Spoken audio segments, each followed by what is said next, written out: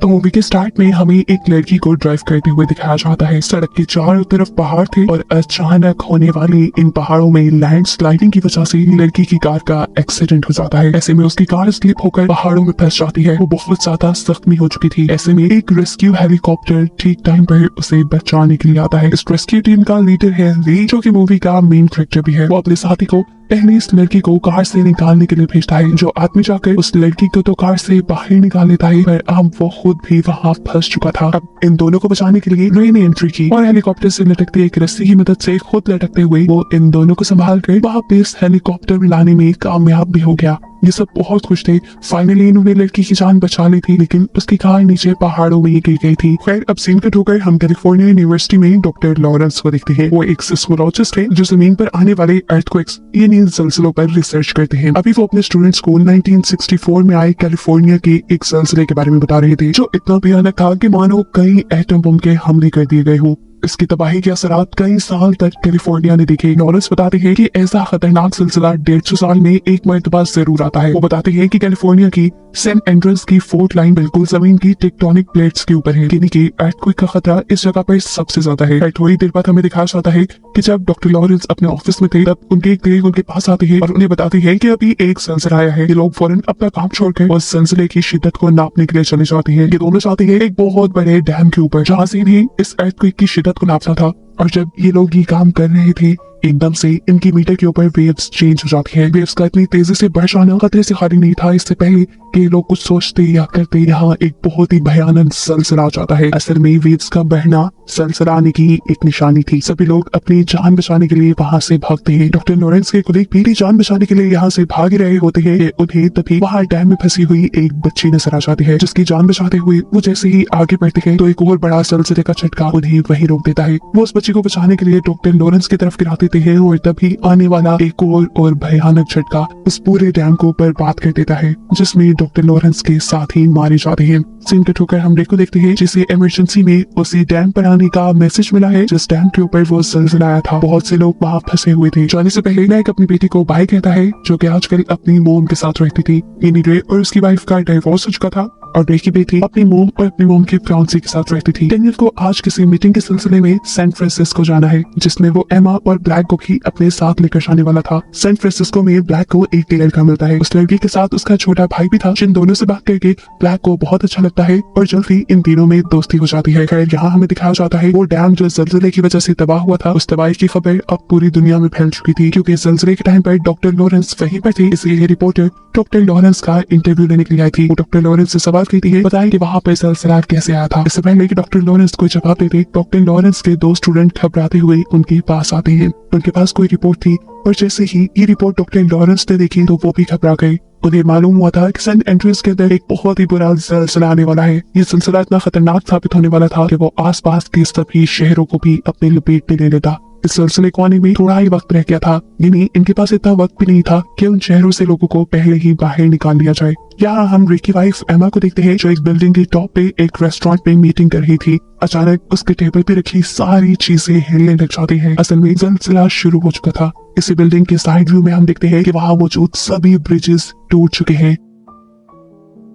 ये बिल्डिंग भी अब इतनी तेजी से हिलने लगी थी कि मानो अभी टूट कर गिर जाएगी। एमा जल्दी से इस मुश्किल सिचुएशन में रे को कॉल करती है, क्योंकि वो जानती थी कि रे उसे हर हाल में बचाने आ जाएगा। इस टाइम रे, जो कि एक रेस्क्यू ऑफिसर है, वो अभी अपने हेलीकॉप्टर में ही था। वो एमा से कहता है, तुम परेशान नहीं हो, मैं जल्दी तुम तक पहुंचकर तुम्हें बचा लूंगा। इतने में हमें दिखाया जाता है कि वहाँ धड़ाधड़ सारी बिल्डिंग्स गिरना शुरू हो चुकी है। हर जगह अफरा तफरी मच चुकी है। सभी लोग अपनी जान बचाने के लिए चिल्ला रही है। एमा इस टाइम फौरन दोबारा बिल्डिंग के टॉप पर जाना चाहती है, क्योंकि वो जानती है वहाँ उसे रे बचाने आएगा। लेकिन जैसे ही वो स्टेयर्स का दरवाजा खोलती है तो उसे पता चलता है कि बिल्डिंग का दूसरा हिस्सा पूरी तरह तबाह हो चुका है और लोग अपनी जान बचाने के लिए वहाँ लटके हुए हैं। सिर्फ यही नहीं, ऊपर से लोग ऐसे नीचे गिर रहे थे जैसे कोई इंसानी पुतले नीचे गिर रही हो। या एमा किसी दूसरे रास्ते से बिल्डिंग की टॉप पर तो पहुंच जाती है, लेकिन ज़लज़ले का आने वाला एक और झटका इस टॉप को भी हिला देता है। और इससे पहले कि एमा इसमें दबकर मारी जाती, यहाँ पर रे पहुंच जाता है। वो जल्दी से एक नेट एमा की तरफ फेंकता है और एमा उस नेट की तरफ बढ़ने लगते हैं। दिखाया जाता है कि पीछे से एक बहुत बड़ी बिल्डिंग एमा के ऊपर गिरने वाली थी,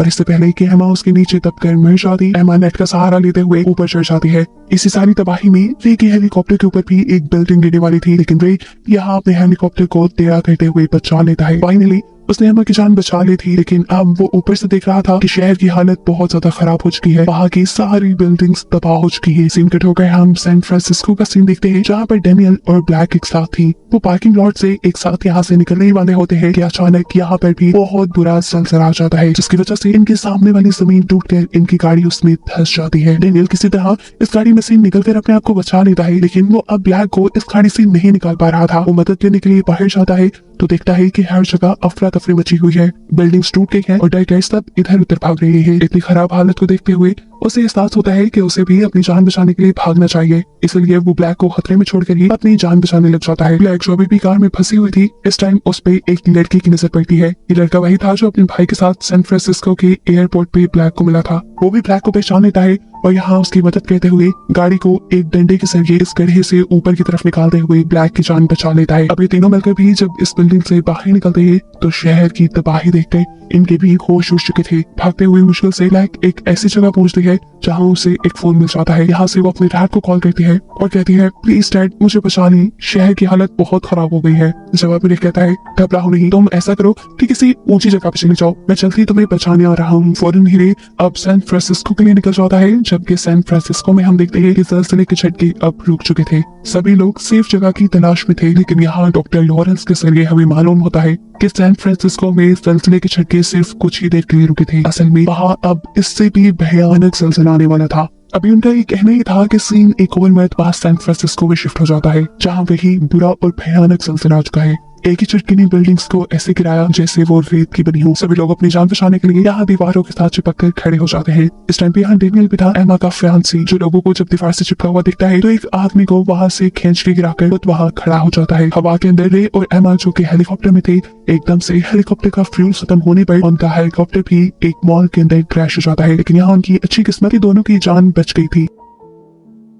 ये लोग अभी आधे रास्ते में थे। इन्हें अपने बेटे की जान बचाने के लिए किसी तरह सैन फ्रांसिस्को जाना था, इसीलिए ये लोग एक कार चुराते हैं और आगे बढ़ जाते हैं। थोड़ी ही दूर जाने पे एकदम से को कार रोकती पड़ी, क्योंकि आगे एक गड्ढा था। उतरकर जब इन्होंने चेक किया तो वो गड्ढा कई 100 मीटर जमीन के अंदर गहरा था। अगर इनकी गाड़ी उसके अंदर चली जाती तो ये कभी ना बच पाते। इस रास्ते से तो अब ये लोग सैन फ्रांसिस्को जा नहीं सकते थे, तो अब ये लोग कोई दूसरा रास्ता सोचने लग जाते हैं। तभी एक बूढ़ा कपल कार में इनके पास आता है, इनसे इनकी मुश्किल पूछता है तो ये बताता है कि हमें हर हाल में सैन फ्रांसिस्को पहुंचना है। मालूम होता है कि बूढ़ा आदमी एक पायलट था और उसके पास अपना प्राइवेट प्लेन भी था, जिसे वो रे को दे देता है ताकि वो लोगों की जान बचा सके। रे इस प्लेन में बैठकर अब सैन फ्रांसिस्को के लिए निकल जाता है। फाइनली ये लोग सैन फ्रांसिस्को तो पहुंच जाते हैं, लेकिन रे दिखता है कि एयरपोर्ट पे प्लेन को लैंड करने की कोई जगह ही नहीं रही, इसलिए वो एमा को लेकर चलते प्लेन से नीचे की तरफ कूद जाता है। नीचे स्टेडियम था। अब वो यही से अपने बेटे को कांटेक्ट करता है और कहता है, ब्लैक तुम्हें स्टेडियम की तरफ आना होगा। लेकिन ब्लैक स्टेडियम की तरफ नहीं आ सकती थी क्योंकि स्टेडियम शहर के दूसरे कोने में था और वो दूसरे जो भी करना था अब रे को ही करना था।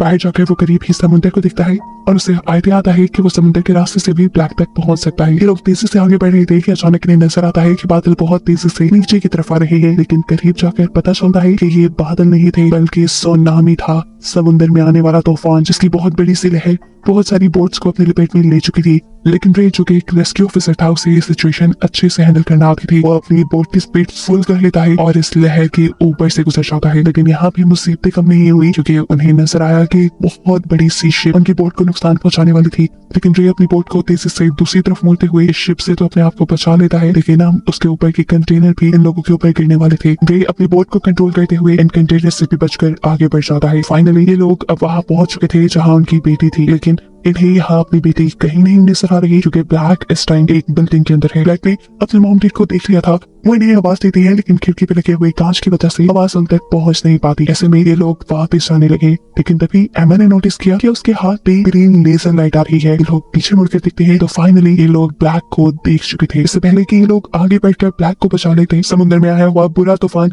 जो इस शहर को पहले से ही लपेट में ले चुका था, उसकी एक और लहर इस बिल्डिंग को तबाह कर देती है और ऐसे जिस फ्लोर के अंदर ब्लैक थी वो पूरा का पूरा फ्लोर पानी के अंदर डूब जाता है। ये देखते हुए रे फौरन पानी में जंप करके अपनी बेटी को बचाने के लिए निकल जाता है। ब्लैक का साथी भी एक स्टिक की मदद से ये कैबिन तोड़ने की कोशिश कर रहा था, लेकिन शीशा बहुत ही मजबूत था, उसके लिए करना नामुमकिन हो रहा था। और तब एमा उसे देखते हुए उसे साइड पे होने का इशारा करती है, क्योंकि अब वो अपनी बोट के जरिए तेजी से उस शीशे को तोड़ देती है। यहाँ हम देखते हैं कि रे भी अपनी बेटी को बचा चुका था। वो भी अपनी बेटी को पानी से बाहर इस बोट के ऊपर ले आता है, लेकिन ब्लैक इस टाइम बेहोश थी। रे उसे होश में लाने की कोशिश कर रहा था, जबकि एमा अपनी बोट के जरिए यहाँ से निकलने की कोशिश में थी, क्योंकि तूफान तूफान धड़ाधड़ बिल्डिंग्स को तोड़ रहा था। अब एमा जिस रास्ते से बोट को निकालने लगी थी उसके ऊपर वाली पूरी बिल्डिंग भी टूटने ही वाली थी। इससे पहले कि बिल्डिंग टूटती एमा फुल स्पीड करके अपनी बोट बाहर निकाल लेती है और यहाँ पे जो अपनी बेटी को बचाने की कोशिश में था वो दिखता है कि ब्लैक को भी होश आ चुका है। उसके होश में आने के बाद ये सब लोग यहाँ से निकल जाते हैं। कुछ देर बाद दिखाया जाता है कि ये भयानक ज़लज़ला भी रुक चुका था। समुद्र में तूफान भी इसी ज़लज़ले की वजह से आया था और अब वो भी रुक चुका है। ये पूरा शहर तबाह हो गया है और यहाँ रेस्क्यू टीम्स लोगों को बचाने के लिए आ चुकी हैं। रे ने अपनी पूरी फैमिली के साथ साथ ब्लैक की दोस्त बेन और उसके भाई को भी बचा लिया था और इन्होंने अब फैसला किया था कि बेन भी अब उनके साथ ही रहने वाला है क्योंकि उसके पेरेंट्स सही थे और यहाँ ब्लैक भी उसे पसंद करने लगी थी। इन लोगों को सेफ और एक साथ दिखाते हुए ये कहानी यहाँ खत्म हो जाती है।